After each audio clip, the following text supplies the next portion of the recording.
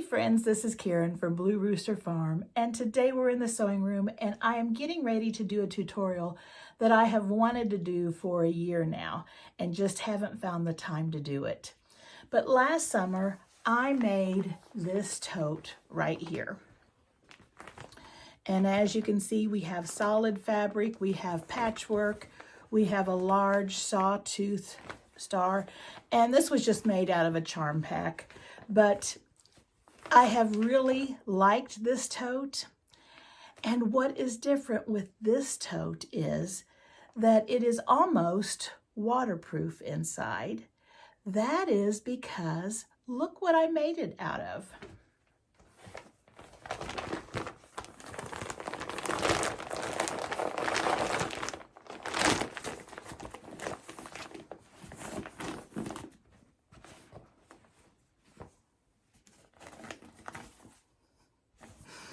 It is made out of a reusable TJ Maxx tote.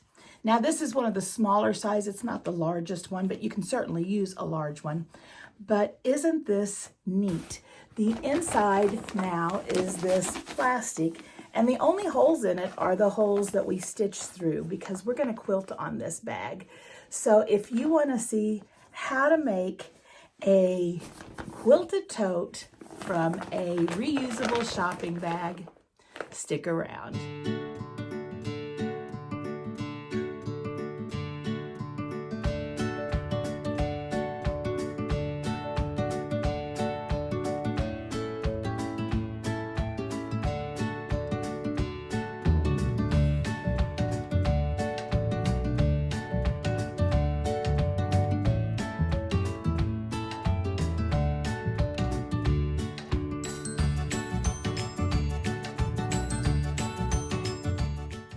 Hey guys, this is Karen from Blue Rooster Farm, and today I am going to show you a video on how to make a really cute tote.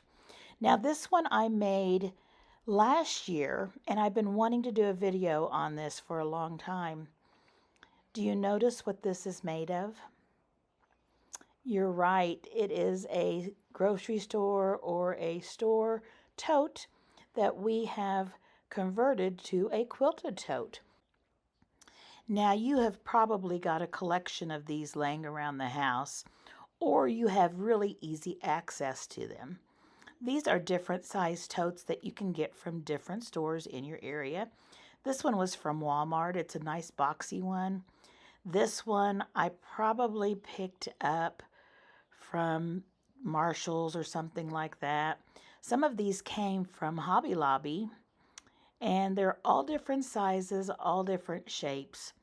But all of these have one thing in common.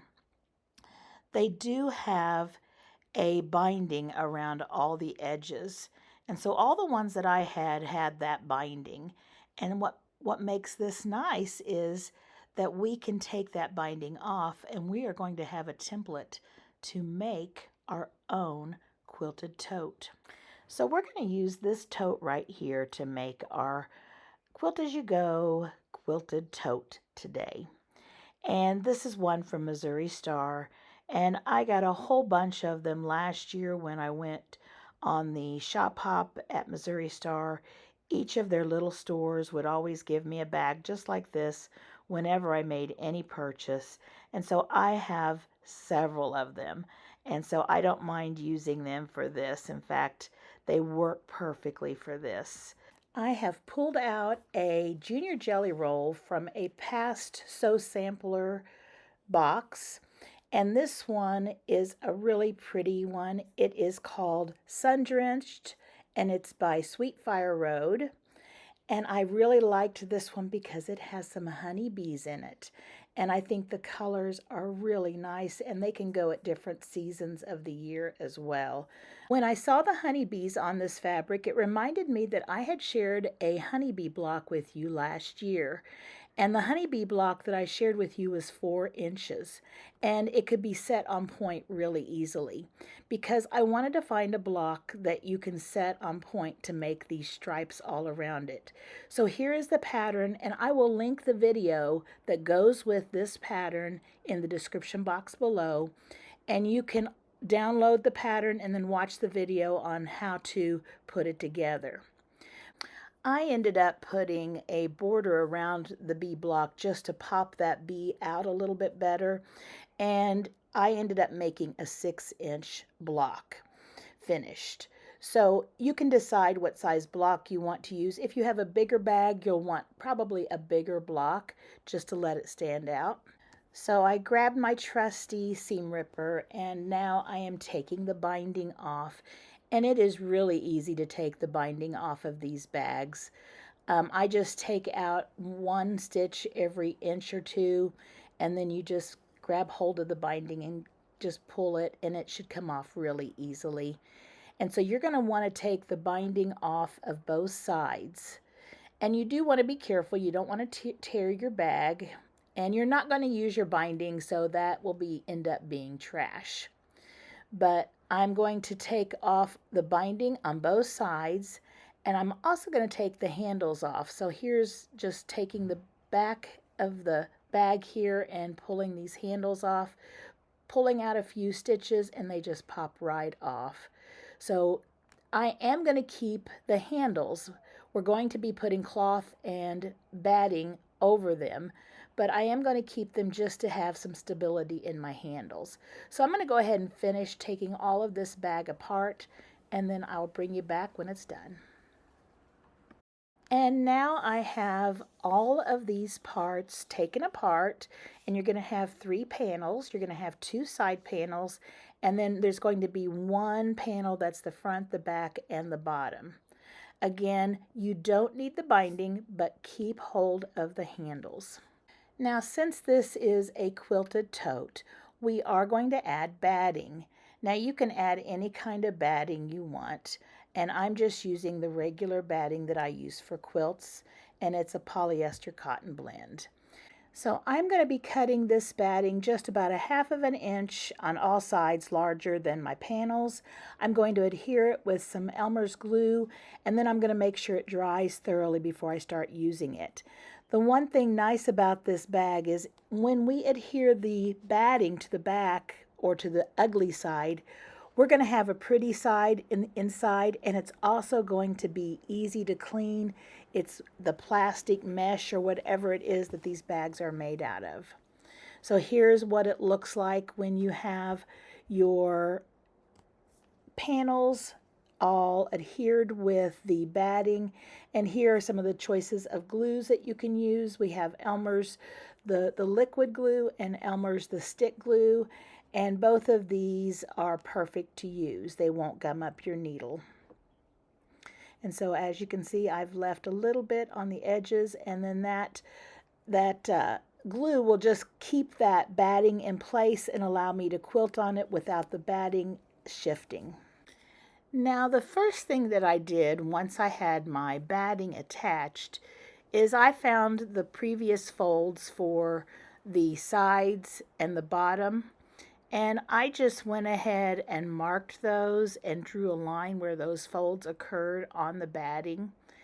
And I thought at the time I might end some of my Quilt-As-You-Go strips there and then do something a little different at the bottom and up toward the back. But I ended up not having to use them. But it's kind of nice to know where your front of your bag stops and where the back of your bag starts. So I go ahead and mark those. And I just use any kind of marker. It doesn't matter what you use on that. Now I'm just going to fold this tote on those lines so I can see the front of the tote, and I can lay my block out where it needs to be placed. So just folding right on those lines that we drew. And it should fold real easily because those were the old creases. We're just going the opposite direction. And I'm going to take my block and I'm going to center it. Now, in order to center it, we need to find the middle on the sides and the middle at the top and the bottom. And we can do that by just folding our tote in half And then you can either crease it nicely, or I usually take a marker or something and put a dot where those folds are, because it's hard to see sometimes where those folds are. So I'll mark it on the top and the bottom first.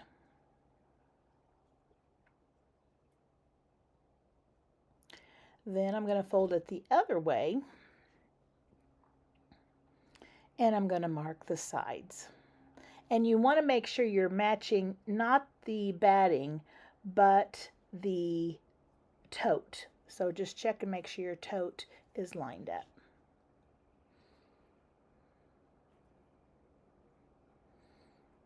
Okay, so I've got that all lined up now.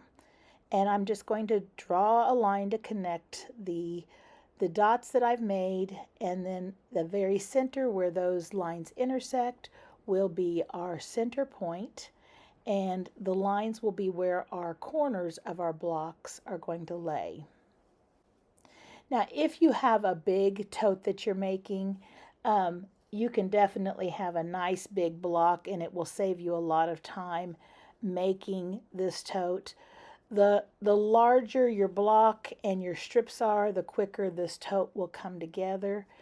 I like the smaller one on this small tote. I think it just matches the size a little bit better. And I'm going to be cutting my strips down to a smaller size, and so it's just those proportions will be a little better.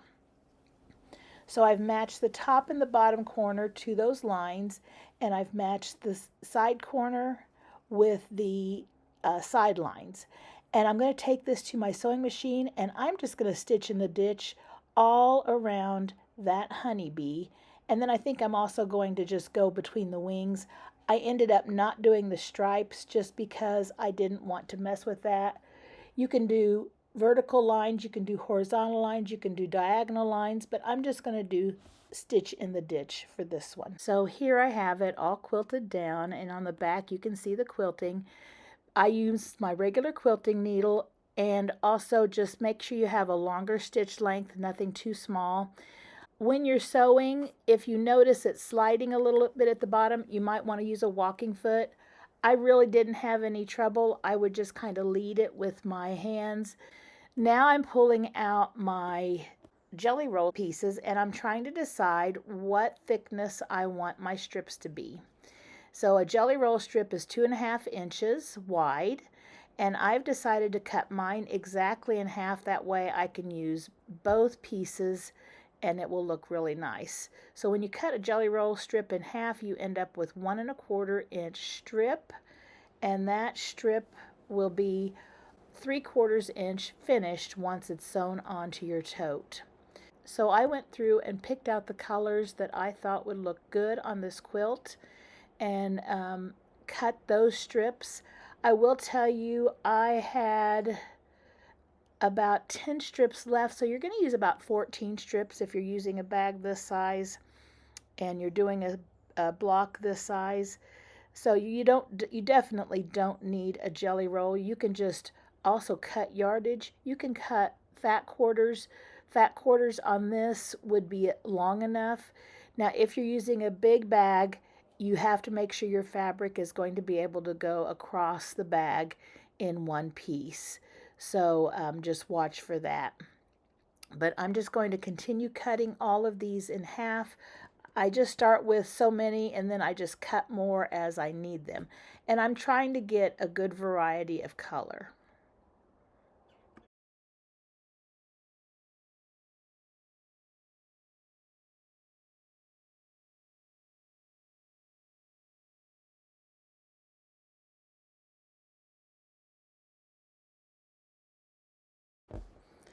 Now, on the first strip that I'm using, I am going to use the same color all around my block because I just want to frame it again just to make it pop out more. You certainly don't have to do this, but this is what I'm doing. And so I'm just going to put 4 strips on all 4 sides just to frame this block. Now I'm trying to choose which color I want to make it, and looking at different options. And I like the navy. I think the navy is really good at helping that block pop. And you can see what I mean once this blue strip goes all the way around. It really helps that bee stand out nicely. And I think that looks really good. So what we're going to do is we are going to take this strip and we are going to pin it face down, and that means right sides together with the block and the strip, and make sure that our edges go off just a little bit past the edge of that block. And you can put pins in it if you'd like, or if you're good and you don't need any pins, that's fine. I do like to put a pin or two in mine at first just to get it accurate. And I'm going to take this to the sewing machine, and I am going to be sewing a 1/4 inch away from that edge on the outside right there. So here it is sewn on. I just finger press it back. And since this one is going to have the same color all around it, it doesn't matter which edge you put on next. I'm just going to put one here on the side. Again, let it go over just a little bit. You're going past that blue strip. Again, right sides together, and you're going to trim it just past that block edge. Just have a little extra fabric there, and then pin it. And we're going to do the same thing with this one, sew it a 1/4 inch away from that edge. And then once that one's sewn on, you'll add the other end exactly the way you did before, and then the final side just like you did before. And there we have our block all framed in, and we are ready to start a different pattern on our strips. So I'm going to be alternating fabrics on all the different sides, just trying to get everything balanced in the same colors and not having too many of the golds together, not having too many of the navies together, etc. So I'm just going to start right here, and I'm going to put a piece on this side right here. Again, right sides together. You can pin if you need to. Then on the side directly across from it, I'm going to put another piece, and again just make it so that it is just a little larger than your framed in bee block. And we're going to trim it to the size that we need. Again, it doesn't have to be perfect, but you just want to make sure you have enough fabric to go all the way across. And then we're going to sew a 1/4 inch away from both sides. And the sides are sewn on, and just pull those back, and you can press them with a not real hot heat because that is plastic underneath, but the batting gives it a little insulation. And just press them back or finger press them back because you do want them to lay flat. Now we're going to go to the other two sides, and we're going to do the same thing again with different fabrics, and you want to go past the last fabric on your bee block. So just a little bit hanging over there, right sides together. Then you're going to get another color from your pile, and you're going to add it to the opposite side. And again, I just kind of watch to make sure my colors are scattered and nothing's the same color right next to each other, and just a range of patterns. And you can see that I have fabric sticking out beyond that strip, and that's fine. And let's go sew those on. And now we have all 4 strips on that round sewn on, and you can trim the edges if they're hanging out a long ways, but they'll be covered up in fabric, so you don't have to worry too much about it. Now we're going to continue doing this pattern where we're going to do the 2 sides that are opposite and then the 2 sides that are opposite. And we're going to keep doing this until all of our fabric at the top, or all of our batting at the top, is completely covered. And I will bring you back because the bottom won't be completely covered yet, but I'll show you how we are going to be doing it once we get to the bottom. So again, just adding those strips just like I showed in the same order each time. So here's what it looks like at this point. Once I got to where the fabric went off the edge on the sides, I just went ahead and filled in the top two corners, and I went all the way off the edge. You want to make sure your little corners up there are covered up because you will be putting some binding on it, but you want to make sure they're covered. Now we're ready to check out the bottom here, and you can see the lines that we drew earlier. If you wanted to go ahead and stop on that panel on that first line, you could have, and you would just stop putting the strips sewing past that line. But I'm going to go ahead and I'm going to continue that pattern all the way down throughout that whole panel. So it's going to come up the back. The strip sewing that we're doing is actually called the French braid, and so there is a name for it, and if you are a quilter, you've probably seen this. Now what I'm doing here is I'm just drawing a straight line because I want to keep this fairly centered, but as you can see, my point is not centered, and it's okay because this is just freehand, it's just fun. But if you're really particular, you would probably want to draw that line in the beginning and just be real particular with your pieces and your strips. I'm not that concerned with it. In fact, if it goes wonky, it's okay because I think it'll look cool. So what I'm going to do is just continue on adding strips and just kind of keeping an eye on that middle line. So if I see it's going off more than it needs to, I can move it, adjust my strip thickness a little bit, and slide them over a little bit to make it move as well. So from here on out, I'm just going to alternate putting strips on one side and then the other, one side and then the other, and so forth, until the whole piece is covered up. And here it is, all finished placing the strips, and it looks really cool. It does take a bit of time with those tiny strips, but it sure does look nice. Again, if you want to use larger strips, thicker strips, it will go a lot quicker.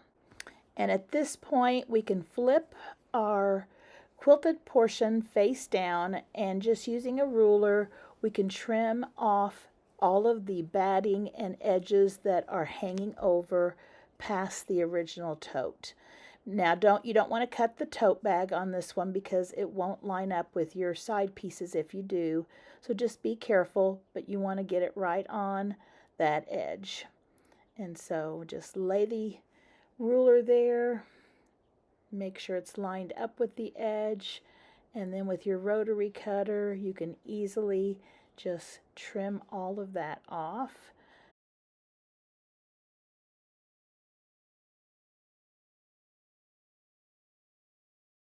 Then turn your big piece,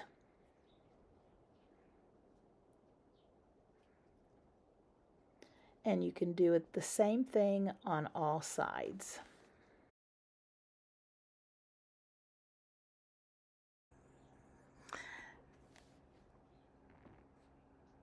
So let's flip it over and see what it looks like. Isn't that pretty?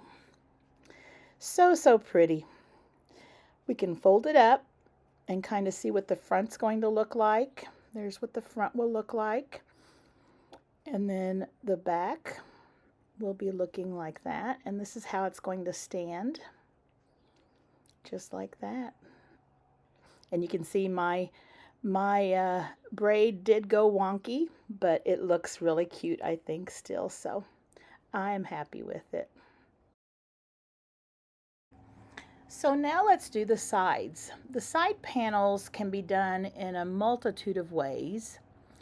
We can take the strips that we've been using and we can make them go up and down and just have a lot of strips going up and down like this.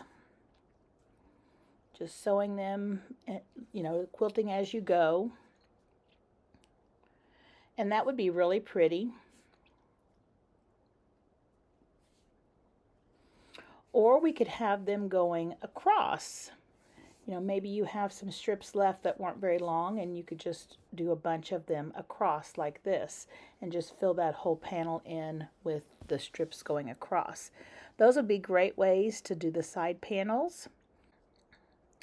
Now, if you have coordinating fabric in bigger pieces, you could just do a whole piece, a whole cloth panel, and just cut it to the right size. But you will want to quilt this on. I would probably either do it in the diagonal directions where you'd have diamonds, like the crosshatch, or going up and down or across. That would work really well. You can also just, without cutting down your jelly roll strips, place them on there. I'm not sure how many would fit once you have your seam allowance. I think you're going to have more than 3 for this bag. It looks like it's going to fit, but then once you have your seam allowance, it may be just a little bit short, and you do want to have it big enough. But you could have them going across like this too. This would look really pretty, and it would be really quick to sew up those sides. So what I think I am going to do is I think I'm going to use a blend of different sizes because I like using those big pieces. They go faster, but I want to make sure I have enough fabric to cover all the way across. So let me show you what I ended up doing. I ended up using 3 thinner pieces and then the 2 wider pieces on the outside. After I put them on, I went ahead and stitched really close to the edge all around that panel so that they were on securely, and so when I trim them up, I will know that they won't flip back on me, especially when I'm putting the binding on here in a few minutes. So now let's just trim up all around these panels and do it right flush with the edge and get that batting and those extra pieces that are hanging over off. So there we have them all trimmed up, and they're looking very nice. And so before we start piecing our tote together, I think we need to go ahead and put our handles together. So here I have all of the fabric that I need for the handles. My handles were about almost 1.25 inches thick or wide, and so that will be fine. If you don't want the same thickness or the same length, you can make your own, it's fine. But I just cut my batting to a 1-inch thickness, and these strips are a little long, but I'll be trimming them down in a minute. But you just want your batting to be, I like to have it just a little smaller than the handles. And then I did a width of fabric strip, and it's 5 inches thick or 5 inches wide. So I'm going to take this to the iron and I'm going to press it in half. And once I pressed it in half, I brought the outside edges to the middle and pressed it that way. And now I have it divided into 4 equal lengths. So when I fold it together, it will just make the handle the size that I need for my straps there. So what I'm going to do is I am going to lay these batting strips on top of my original tote handles, and I'm just going to trim them down so that they are the right length.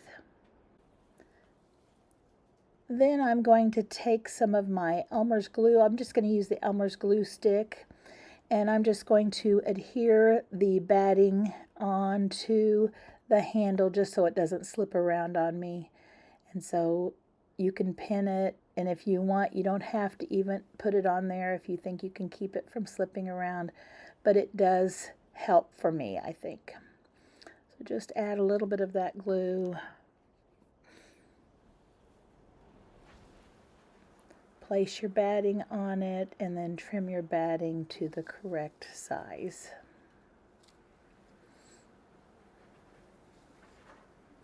And I like the batting because it gives the handle a little more softness and comfort when you're holding it.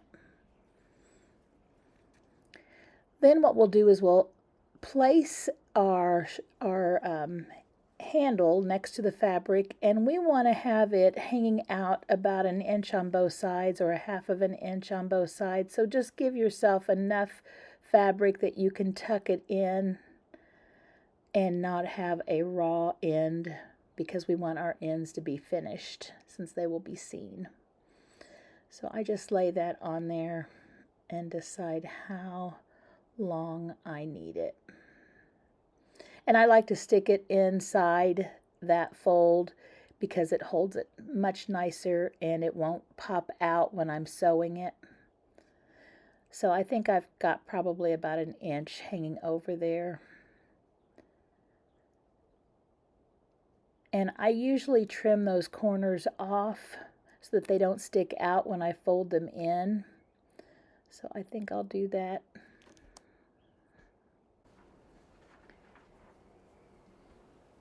And then once I have those edges clipped, I will just fold up that raw edge flush with the handle and give it a finger press. And then I'm going to close it in so those raw edges are covered up and not seen by folding the handle in two. But let's go ahead and trim this other edge off the same way. Give it about half of an inch to an inch to turn under. Trim off the corners.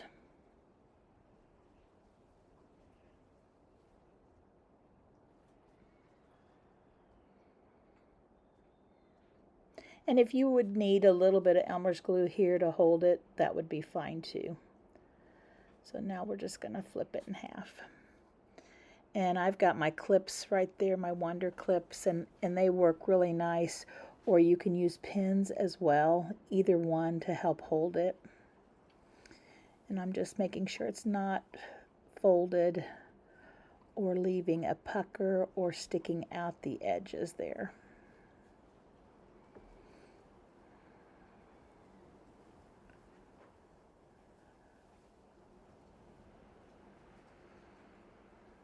So now we'll just fold the whole thing.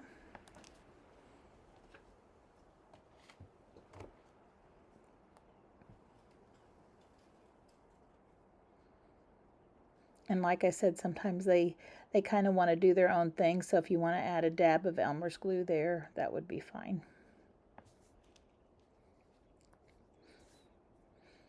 And then once we have all of it put together just like we need it, I'm going to take this to my sewing machine and I'm going to do an edge stitch really close to the edge on all four sides. And then I'll do the other handle just the exact same way. And there are the handles all stitched up and ready. No raw edges on any edge. And so we're going to set those aside. And the same fabric that I used for my handles, I'm going to use for my binding. Now you can use your strips because I am making 2.5 inch binding, but you will probably have a scrappy binding. But if you're using a full-size jelly roll, a lot of times you have repeats, and I think it just takes 2 strips of width of fabric to make each bag, so 1 for each side. So I'm going to cut 2 strips here, and that will be for the sides. And then later I'm going to come back and I'm going to cut another one for the binding at the top of the bag.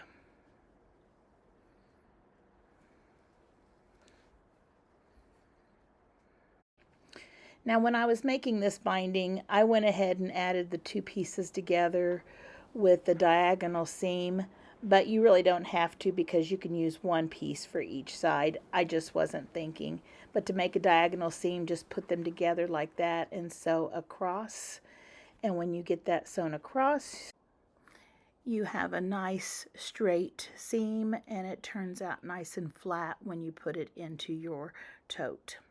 So just trim off that excess 1/4 inch away from the seam, and then you can take this to your ironing board and just press the seam open, and then press your binding long ways in half, just like that. And there we have our binding all set. So now let's put our tote and the sides together with some Wonder clips. And so you want to make sure you are finding those lines, those creases that we had a while ago, and you want to make sure that you're accurate on that, because that is where your side pieces are going to meet at the corners. And so with the quilted side facing out and the vinyl side, or whatever the fabric is that the tote is made out of, together, we are just going to start on one side, and we are going to make sure the top edge is met up at the top, and then that bottom corner meets right at that fold. Now I'm going to be putting these clips all the way around, but actually when I got to my sewing machine, I found it was easier just to have one side pinned at a time. And in a second, I'm going to show you exactly how I did it when I put my binding on. But right now you can kind of take a look and see how this is going together. And my stitch seam allowance here is just 1/4 of an inch or a little less, because when I sew my binding on, I am going to be at about 3/8 of an inch to 1/2 of an inch, just to get it all caught in there and to be secure. And there is a lot of fabric here, but my machine had no problem going through it. If you need to use a walking foot, that would be fine as well. So let's stitch this all around for both sides. Now here we have the sides all placed on, and we're going to do the binding. Now here is where I'm going to show you how I stitched the first part as well. Now first of all, you're going to be putting your binding where the wrong side, or the raw edges are on the edge, and you want to place it on the side panel, because when we flip it over, we want the outside of the bag, the front and the back, to look nice.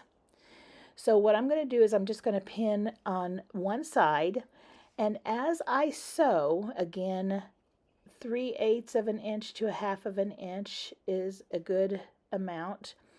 I am going to stop when I get 1/4 inch away from that bottom edge, right there. And I am going to back stitch 1 or 2 stitches, and then I'm going to take a little snip of that fabric right there, but I'm not going to cross my stitches. Don't cut your stitches. Then it will lay nicely when I fold it out like this. I can fold both the binding and the bag back and lay it flat, and I can stitch a nice straight side again.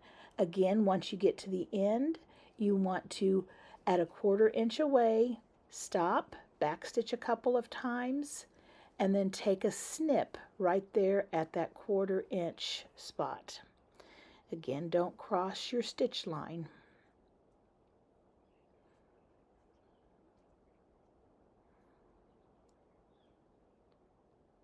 So there's the 1/4 inch spot.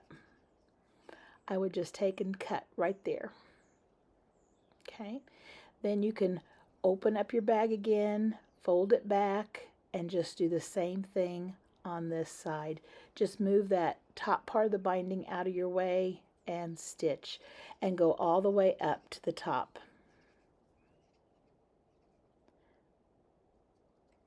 When you finish, here's what it's going to look like. Right there.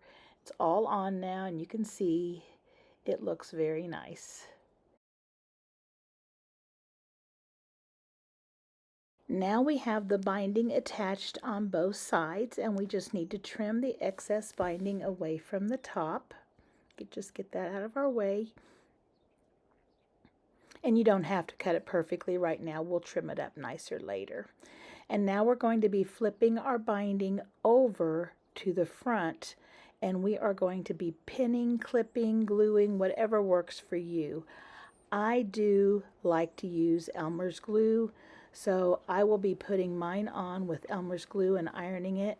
Now I do have a binding tutorial that you can go back and look at if you want to see how I use the Elmer's glue, but basically I just put it on like this, clip it, and then I take it to my iron and set it with heat, and then I can sew the whole binding on without having any pins in my way, because those pins will be able to come off once it's attached with heat.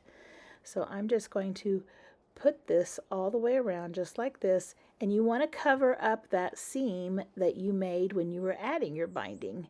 That's where you'll go to. So just pull it tight, and you're just going to cover that up.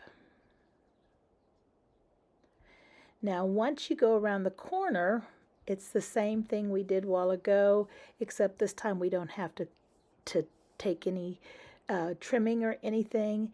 We will just have to go nice and slow on those corners. And they might not look perfect, but no one is going to notice. They will be the corners, and so just sew the best you can on those corners. That is probably the trickiest part right there. So I'm going to finish putting the pins on this and the Elmer's glue. I'm going to set it, and then I'm going to top stitch all around and make sure I cover up that seam that is the one that was added when we added our binding.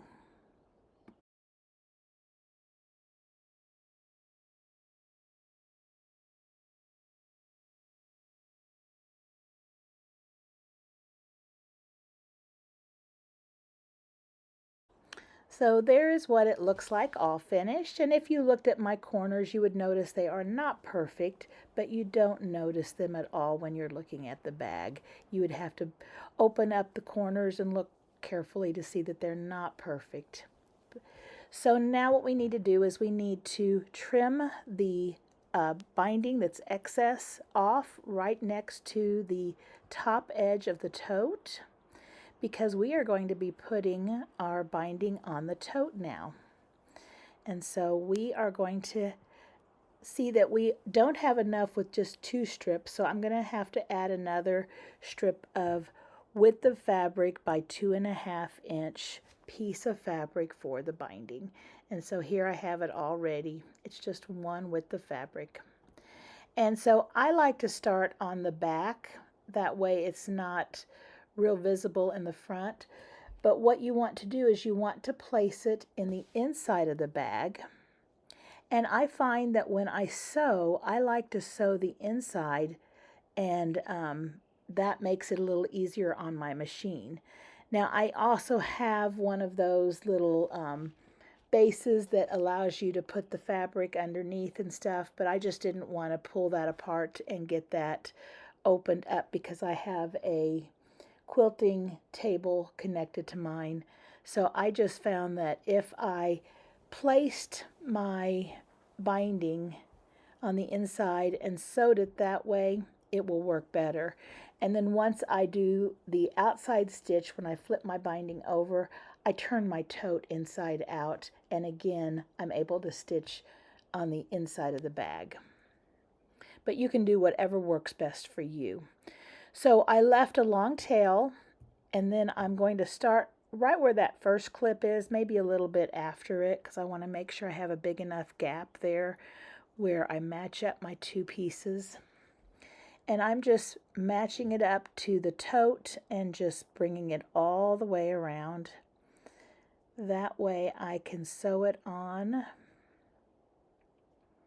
And this piece is going to be just long enough.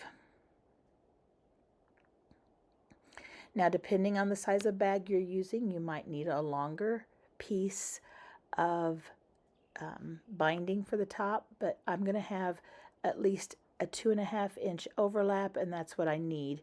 I actually have probably more like 3 or 4 inches overlap. So what I'm going to do is I'm also going to press those binding pieces down. I try to split them so that part of it goes toward the front, part of it goes to the side, but I'm not always good at doing that.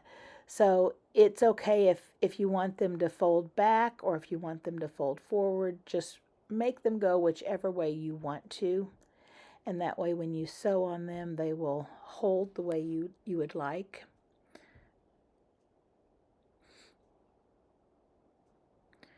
But I will now take this to my sewing machine, and I will sew a 1/4 inch away from my edge, and I will, once I get to the end, I will match up my ends sew those together, and then finish off adding that binding to the tote. I'll bring you back before I flip it.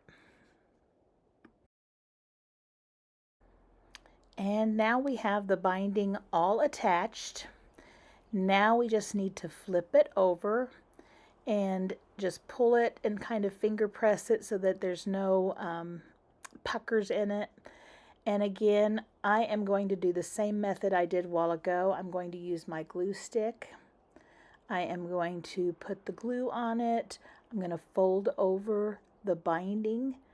Then I will put the clips on, and before I sew it, I will take it to the iron. Now, this time I can iron it. You wouldn't want to iron it on the other side because that side would have been melty, but this side I can do it. But you don't want to make it too hot because you don't want to mess up the interior of your bag. But I found with the batting there, I can press it nicely and not have any trouble. So go ahead and get the binding on.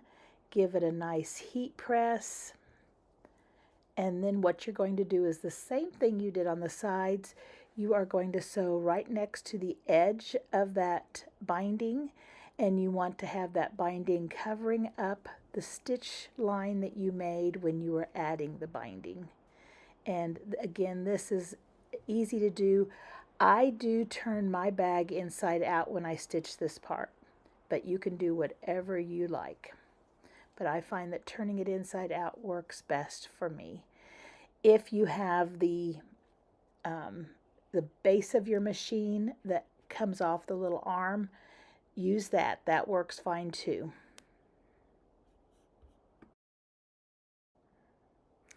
And here we have the binding all finished on the top, and doesn't it look nice? Now, if you wanted to add a tag, I ended up adding one later because I just thought of it. I had a tag from last year that had the B on it, but you could put it on the outside of your bag and just add it before you stitch down your binding, and that would be cute. But at this point, I did not remember to do that. And so now we're ready to add our handles. Now, when we took this bag apart, the handles were inside. But I'm thinking I'm going to be putting mine on the outside. I had put them on the outside from my first bag, and I really liked that. But you could do it either way.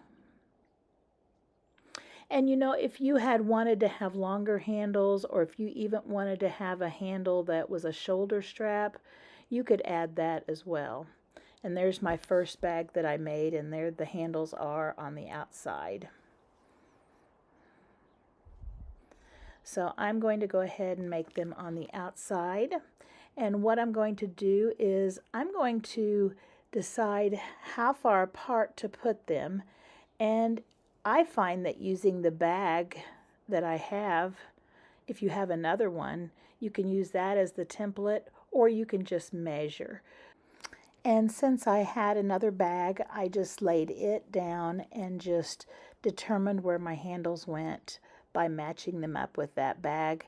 I placed the wonder clips to hold them in place, and that way I could pin them here in just a minute, but just get them held in place until I'm ready to sew them down. If you don't have another bag, just measure to make it even. Find the center and then place them equal distances from the center. So now I have this side handle in place with wonder clips. And now I'm going to show you the stitch pattern that I'm going to do at the bottom of each handle. I'm going to use the side seams and the bottom seam for the side and bottom stitches there, and then just cross over in the middle and then also cross across the top. But you can go over all of those sides and that crisscross a couple of times just to make them nice and secure. If you plan on putting anything that has weight on it, it's good to have secure handles. So here I am getting my other one lined up with the front handle.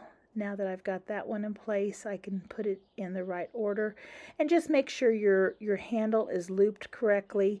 Your handle should be sewn on the same side as far as on that handle If you'll see it's not twisted, make sure that you don't twist your handles. So I'll pin that, and now it's ready to take to my sewing machine. The handles are sewn on, and I think you can see the X's on them right there. So they're nice and secure, and they are looking so pretty. The inside is it's not completely waterproof because you have your stitches on there, but it is nice to put stuff, and if it does spill inside, you can usually just wipe it out. It usually does not go through to the outside. So what do you think? Do you like this bag as much as I do? I am really enjoying using this bag and my other one. They are nice and heavy duty, and I get lots of compliments on them. I hope that you enjoyed this video, and I hope you get a chance to try one of your own. I know I'm making several right now, and I'll share the ones that I've made with you on a later date. But if you enjoyed this video, please consider subscribing. I would really appreciate that. Also, don't forget to like and share. And as always, I hope you have a great week, and I hope to see you back here next time. Bye-bye.